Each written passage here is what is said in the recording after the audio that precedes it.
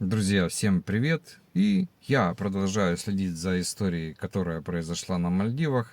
Если вы смотрели предыдущие мои два выпуска, то наверняка уже в курсе деталей погружения 5 итальянских дайверов у атолла Вау. Знаете про сержанта Махутхи, про финнов, которые прибыли, и про пещеру Алимата. Сегодня мы с вами поговорим про то, чего мы тогда еще не знали, про детали, которые сейчас появились уже после завершения спасательной операции, и они такие достаточно сильно меняют картину, которую мы себе представляли. Итак, к моменту, когда финская команда Дэн Европа завершила работу и подняла тела всех четверых из третьей камеры, следствие перешло из фазы поиска в фазу, так сказать, разбора. И вот здесь для нас начинается самое интересное. И первое, что выяснилось после завершения операции, это то, что рядом с участниками группы обнаружили камеры GoPro. И также были обнаружены компьютеры, ведущие ситуацию под водой, компьютеры для дайвинга. Все это оборудование передали мальдивским следователям, они находятся в Мали. Ну и итальянская сторона запросила у своих коллег доступ к этим материалам, а именно они попросили доступ с компьютеров в надежде, что это прольет свет и покажет глубины, время расхода газа.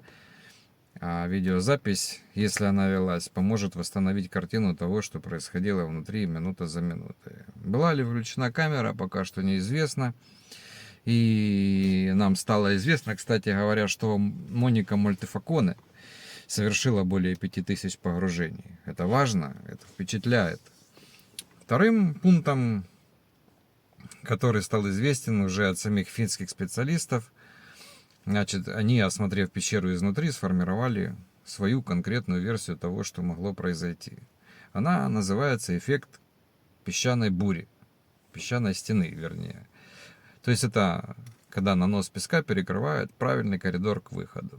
Дайверы, судя по всему, приняли тупиковый туннель за обратный путь. То есть, когда они там оказались, они шли и, возможно, были уверены, что идут правильно, но они шли не к выходу, а просто шли в тупик. То есть пошли попросту не туда.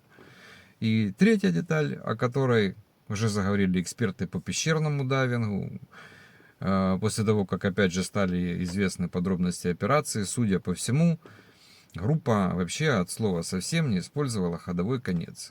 То есть веревку, которую привязывают в начале пещеры и протягивают, так сказать, от входа по всему маршруту, и по которой возвращаются в темноте или при нулевой видимости.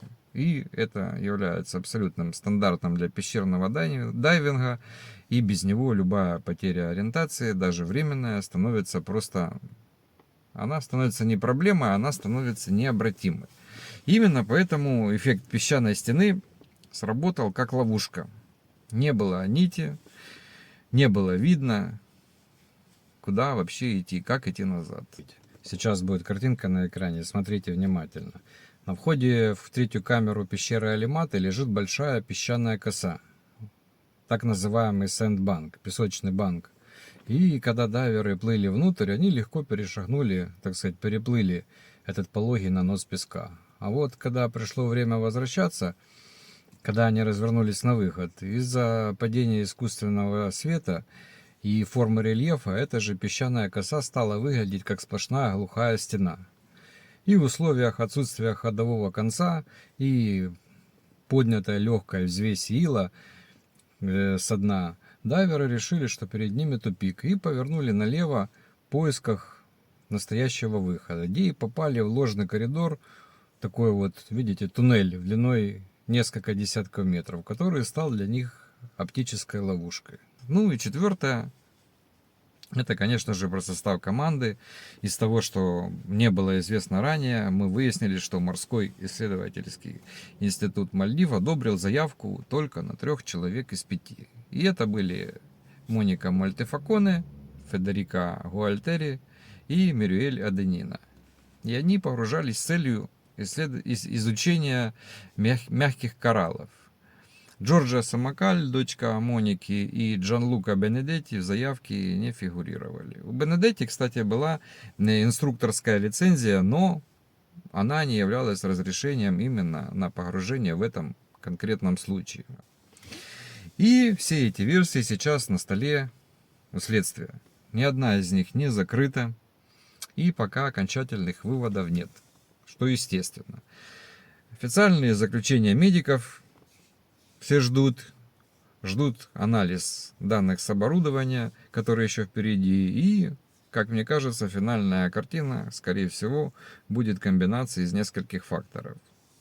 Все это дело сейчас переходит в фазу, в том числе и юридического разбора, потому что, да, кто планировал погружение, почему снаряжение не соответствовало условиям, как вообще несколько опытных людей оказались в пещере без ходового конца и вообще без формального согласования маршрута. Это, конечно, просто фантастически выглядит. В завершении я хочу задать вам, как мне кажется, весьма интересный вопрос в связи с этим всем. Вот если бы вы планировали такое погружение, то лично для вас, где могла бы пройти граница, когда бы вы сказали себе «стоп»? Напишите в комментариях. Мне, правда, интересно будет послушать ваше мнение. Всего хорошего, до новых встреч и пока.